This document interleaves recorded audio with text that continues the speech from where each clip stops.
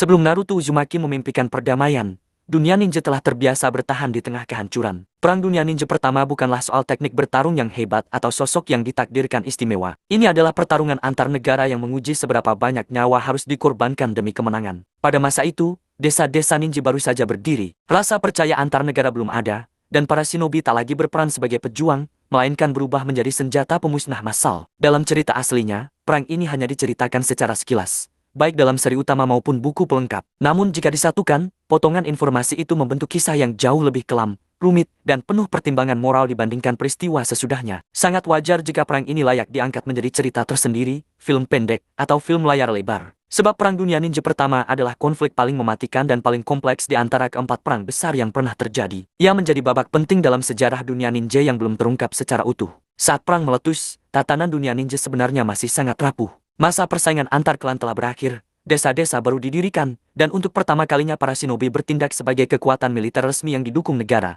bukan lagi bertarung hanya demi kepentingan klan. Perubahan ini mengubah segalanya. Perang ini dikenal sebagai perang yang merenggut nyawa dua generasi pemimpin desa. Ia melibatkan seluruh 5 negara ninja besar dan dipicu oleh alasan yang sederhana, persaingan menguasai sumber daya. Setiap desa berusaha merampas wilayah dan kekayaan demi bertahan hidup serta memperluas kekuasaan. Begitu pola ini terbentuk, perang menjadi tak terelakkan. Salah satu pemicunya diduga berasal dari tindakan Madara Uchiha, yang saat itu menuntut agar desa Batu tunduk pada Konoha. Pesannya jelas, di dunia baru ini, kekuasaan manusia menentukan yang dapat bertahan. Seperti halnya Perang Dunia Pertama di dunia nyata, konflik ini tidak lahir dari satu tokoh jahat semata, melainkan dari persaingan kepentingan, rasa takut, dan peningkatan kekuatan militer yang terjadi sangat cepat. Konoha menjadi desa terkuat karena menaungi klan-klan besar dan memiliki ikatan persekutuan yang kuat, ditambah dengan kepemilikan ekor berekor kekuatan setara senjata pemusnah massal yang belum siap digunakan oleh dunia ninja. Setelah mengakhiri perselisihan dengan Madara, Hashirama Senju, Hokage pertama, mengambil keputusan bersejarah, membagikan ekor berekor kepada desa-desa lain agar tercipta keseimbangan kekuasaan dan perdamaian. Namun niat mulia itu justru membawa dampak buruk. Setiap desa kini memiliki senjata yang mampu meratakan kota,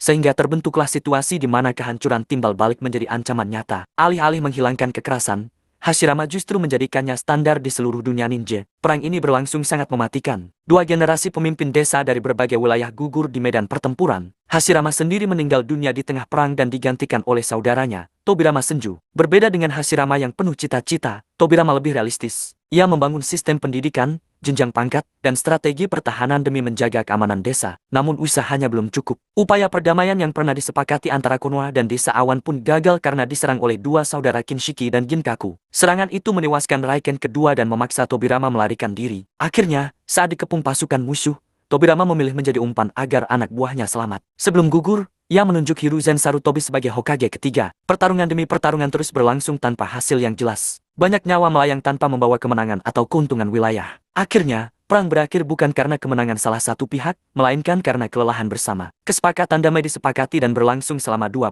tahun. Konoha yang tetap stabil meski kehilangan dua pemimpinnya pun muncul sebagai kekuatan terbesar. Sebagai pengingat, didirikanlah tugu peringatan bagi para shinobi yang gugur, menjadi bukti bahwa tidak ada pihak yang benar-benar menang dalam perang. Secara mendasar, Perang Dunia Ninja pertama mengajarkan bahwa sistem kekuasaan berkembang jauh lebih cepat daripada nilai kemanusiaan. Ia lahir bukan dari keinginan menghancurkan, melainkan dari rasa takut tertinggal. Keputusan Hashirama menunjukkan kontradiksi. Perdamaian diupayakan justru menggunakan senjata pemusnah. Perang ini menandai berakhirnya masa ketidaktahuan dunia ninja. Lingkaran kebencian tak lagi bersifat pribadi, melainkan menjadi bagian dari sistem yang berlaku. Damai yang tercapai hanya bersifat sementara, karena rasa tidak puas dan keinginan membangun kekuatan kembali telah menyiapkan panggung bagi konflik berikutnya, Perang Dunia Ninja kedua, yang akan meletus 20 tahun kemudian.